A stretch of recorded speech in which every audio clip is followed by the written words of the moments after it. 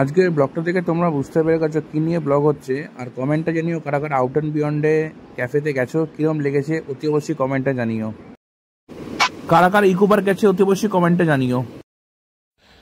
Very good morning to a brand new blog. আজকে ব্লগটা শুরু করছি আমার ঘর থেকে এখন। আর এখন বাজে হচ্ছে সকাল 12:30। আজকে ব্লগটা শুরু করছি একটু লেট থেকে। তো আজকে আমরা সবাই মিলে যাচ্ছি হচ্ছে একটু বেড়াতে। আমি, মাম্পি, রঞ্জন, দুনি সবাই মিলে, মাম্পি। তো এখন যাচ্ছি হচ্ছে ইকো পার্ক। তো আজকে সারাদিনে যা অ্যাক্টিভিটি করবো সেই নিয়ে আজকে ব্লগটা থাকবে। তো সঙ্গে থাকুন আপনারা। এখন বেরোচ্ছে, অনেকটা লেট হয়ে গেছে। বেরোনো করা ছিল 10:30, এখন বাজে হচ্ছে প্রায় 12:30। তো সঙ্গে থাকুন আপনারা, বেরিয়ে বাকি কথা রাস্তায় হচ্ছে। তো আজকে ব্লগটা পুরো দেখুন। আজকে নতুন একটা জায়গায় যাব, তার জন্য আমি খুব এক্সাইটেড ওই জায়গাটা যাওয়ার জন্য, প্রচণ্ড এক্সাইটেড। আপনারা এই জায়গাটা অনেকবার ব্লগে দেখেছেন। সো স্টে টিউন, সঙ্গে থাকুন। সেই ব্লগটা কিন্তু আজকে পুরোটা আসবে এবং আজকের ব্লগটা কিন্তু খুব খুব খুব ইন্টারেস্টিং প্ল্যাট হবে। যারা যারা আমার ব্লগ দেখেন সঙ্গে থাকবেন কিন্তু আজকে। সো অল রাইট, আমরা এখন বাজে হচ্ছে 1:36 আর আমরা চলে এসেছি ডানকুনিতে, ডানকুনি সিগন্যালে চলে এসেছি। আর এখন যাবো এখান থেকে হচ্ছে সল্টলেক। ওপর রাস্তাটা চলে গেল হচ্ছে টুয়ার্ডস বোম্বে রোডের দিকে। সকালে সময় আমরা এদিকে নিচের রোড নিলাম। এটা যাবে হচ্ছে বালি উত্তরপাড়া হয়ে দক্ষিণেশ্বর হয়ে সোজা একদম এয়ারপোর্ট দিকে।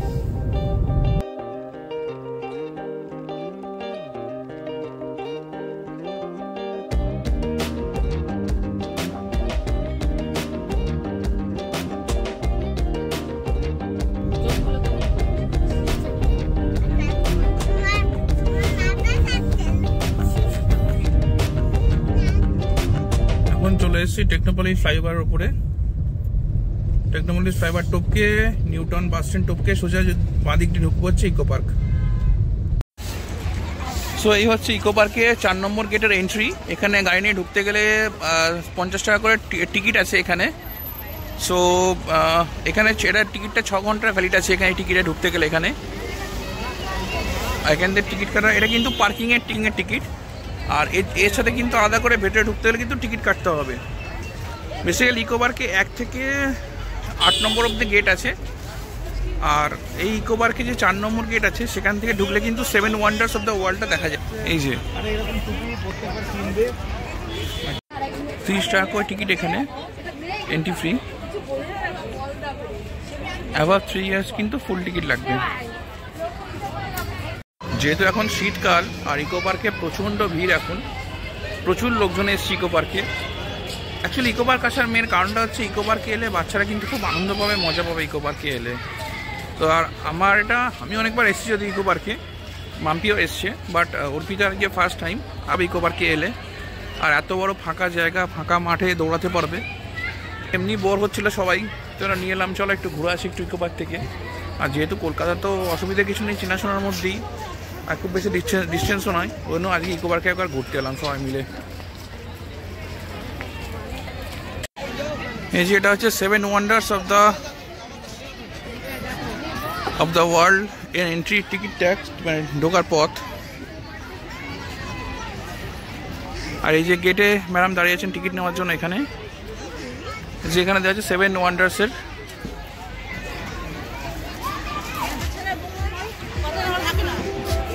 শুরুতেই পিরামিড, শুরুতেই আমরা চলে এসেছি মিশর দিয়ে শুরু করেছি আমরা এখন।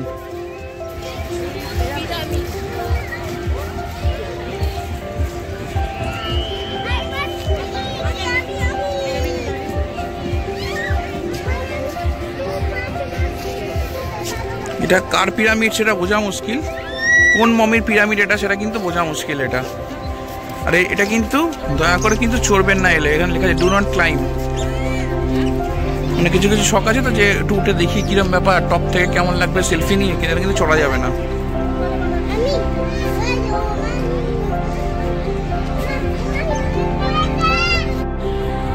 এই যে পিরামিডগুলো এখানে আছে, এখানে 1, 2, 3টে পিরামিড আছে।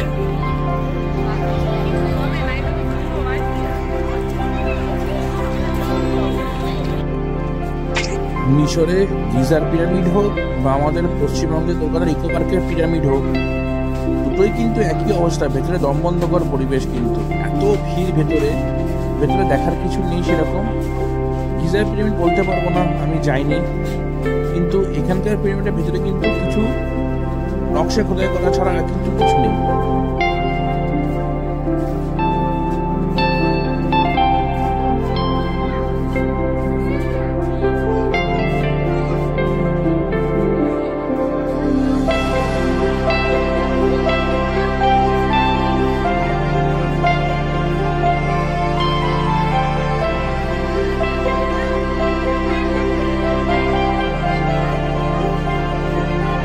এই হচ্ছে রোমের কলোজিয়াম সামনে।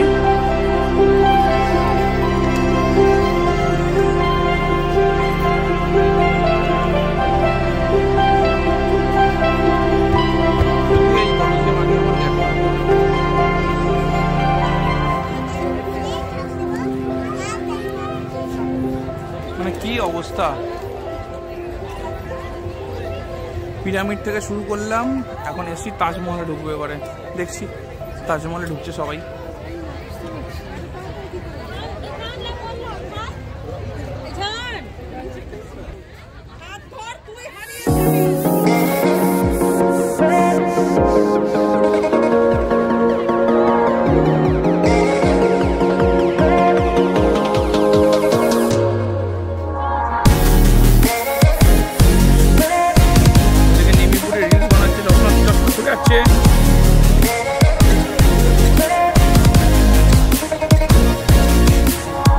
আমাদের একমাত্র ইন্ডিয়াতেই সম্ভব তাজমহলের সামনে মেট্রো লাইন।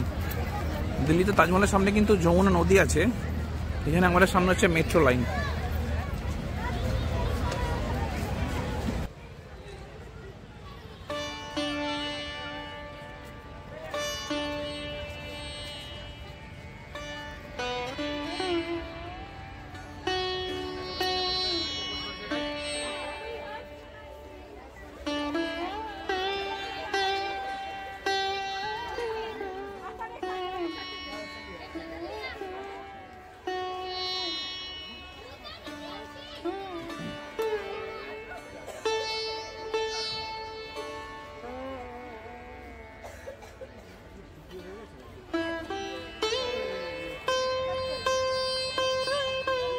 তাজমহল থেকে দাঁড়িয়ে কলোজিয়াম দেখছি, এটা একমাত্র ইকো পার্কই সম্ভব। ছটপট করে একটা ইকো পার্ক চলে আসুন, 7 ওয়ান্ডার অফ দ্য ওয়ার্ল্ড দেখতে।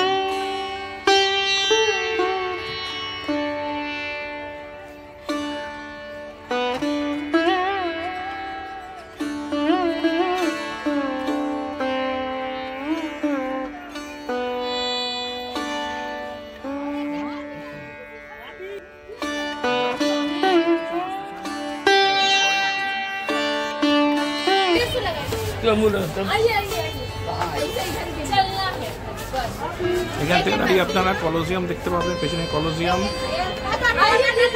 Geyser pyramid.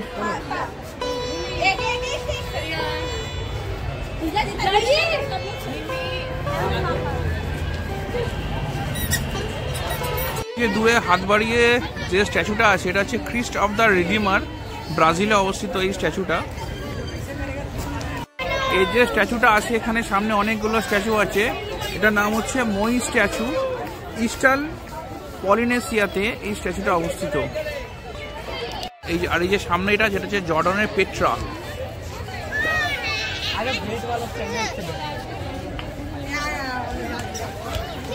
यहाँ पे जो सब कुछ है ये सब 7th wonder of the world का पार्ट है। लाइक पिरामिड है, ये सामने पिरामिड है। अभी हम लोग ताजमहल पे खड़े हैं, this is Taj Mahal statue. And ये सामने जो है पेट्रा है, वहाँ पे है आपका मोई स्टैचू, पीछे है कोलोजियम, और सामने में जो है दोनों हाथ बढ़ा के खड़ा हुआ जो स्टैचू है ये आपका Christ of the Redeemer. So this along with all called 7th wonder of the world. Actually क्या है, अभी हम लोग इको पार्क में आए हुए हैं, तो इको पार्क में ही ऐसा जगह है जो एक साथ आप लोगों को 7th wonder of the world एक साथ देखने को मिलेगा। सो आप लोग आइए इको पार्क में, ये सॉल्ट लेक कलकत्ता में है। यहाँ पे बहुत सारे लोग आते हैं, लाइक आप लोग देख रहे हैं पीछे बहुत सारा चहल पहल हो रहा है अभी फिलहाल। बहुत सारा आदमी, अभी विंटर सीजन है, बहुत सारा आदमी आए हुआ है अपनी फैमिली के साथ घूमने के लिए। সবাইকে একটা রিকোয়েস্ট করছি, প্লিজ এখানে এসে দয়া করে এরকম প্লাস্টিক ফেলবেন না। এই বয়স্ক ভদ্রলোক এখানে প্লাস্টিক করেছেন, আমার দেখে খারাপ লাগছে। এখানে যারা আসে তারা ফ্রুটি প্যাকেট, জলের বোতল সব ফেলে চলে যাচ্ছে। দেখুন উনি প্লাস্টিক করাচ্ছেন বসে বসে। ঠিক আছে, ওনার ডিউটি ঠিক আছে, কিন্তু এটা তো আমাদের একটা দায়িত্ব যে জায়গাটাকে পরিষ্কার রাখার জন্য। আইসক্রিম প্রপার ডাস্টবিন আছে এখানে সব জায়গাতে, সে ডাস্টবিনে ফেলুন। এখানে কেন ফালতু নোংরা করছেন ফেলে? এখানে আপনারা কি আপনার বাড়ির ড্রয়িং রুমে এরকমভাবে নোংরা ফেলেন?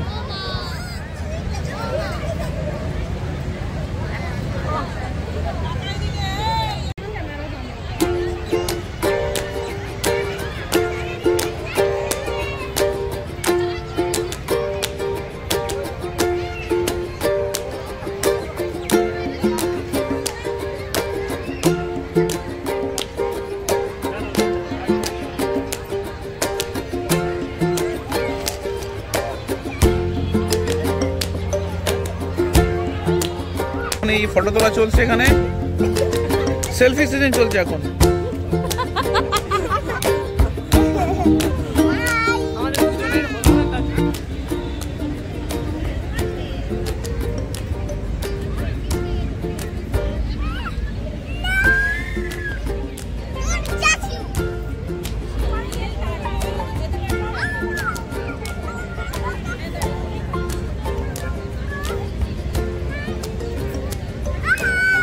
এখানে বসে সবার বক্তব্য শুনছি, বলছে রিয়েল তাজমহল যেতে পারবো না, তাই রেপ্লিকাতেই ঘুরে যাচ্ছি।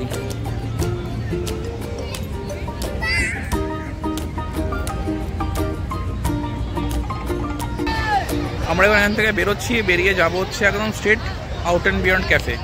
সোজা একদম আউট অ্যান্ড বিয়ন্ড ক্যাফে গিয়ে দেখা হচ্ছে পুরো একদম। খাবার সমস্ত দোকান আছে, পিৎজা, বার্গার, ফাস্টফুডের সমস্ত দোকান আছে, বিরিয়ানি, এগরোল সব কিছু এখানে পেয়ে যাবেন আপনারা। টয়লেট আছে।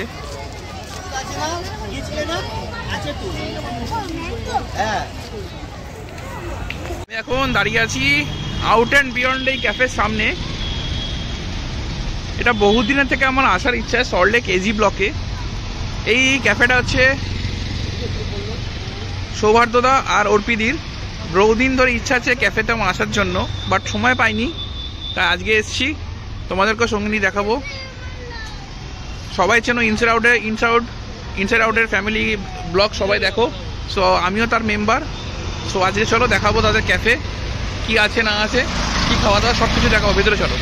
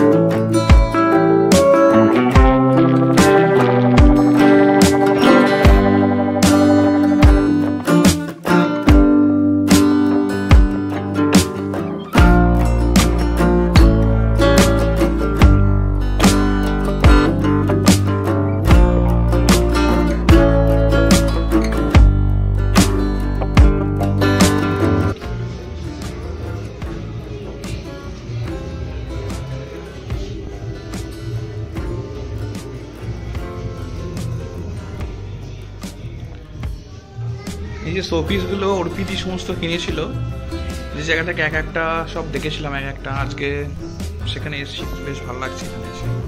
আর সত্যি কথা বললে বহুদিন আমার আসার ইচ্ছা ছিল এখানে ক্যাফেটাতে, খুব ভালো লাগছে আজকে এখানে এসে ফাটাফাটি। যদি অর্পিতি আসতে পারে বা সবার সাথে আসতে পারে খুব ভালো হয়।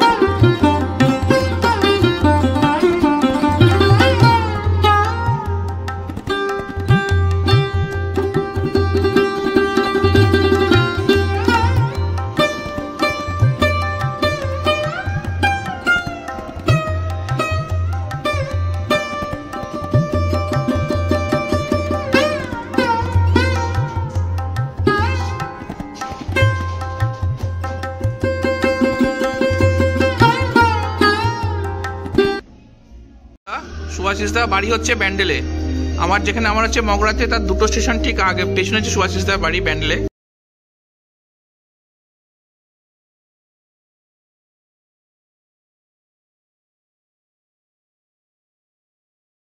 ফার্স্ট মেনু এই যে এখন ফ্রেঞ্চ ফ্রাই, এরপরে বাকি এক এক করে আসবে, তারপর দেখাবো। এই যে এসছে পুনপাও ড্রাই চিকেন, পুনপাও চিকেন ড্রাই,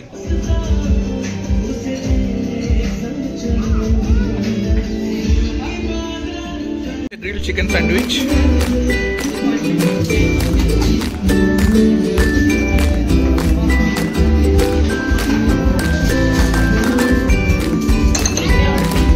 আর আসছে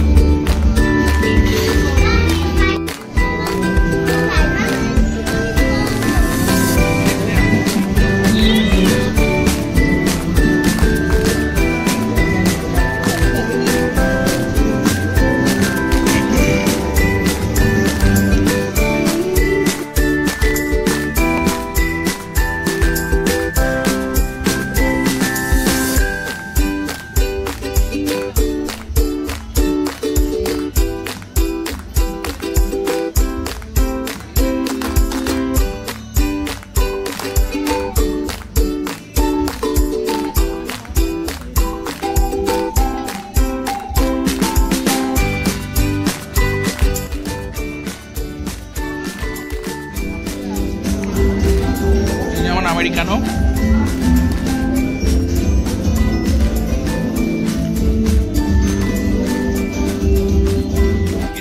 দাঁড়িয়ে ওদিকে শুভন জয়দা আছে দাঁড়িয়ে।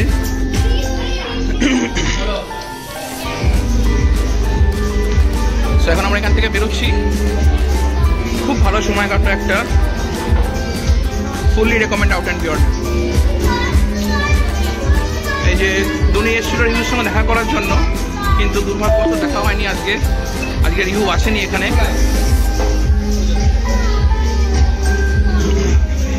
দাদা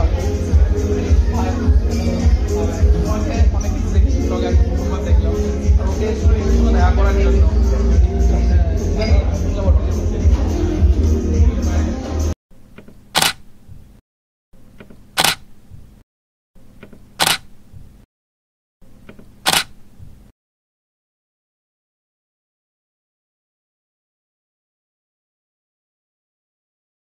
অবশেষে দেখতে পেয়ে গেছি ওয়েলকাম টু পুরী।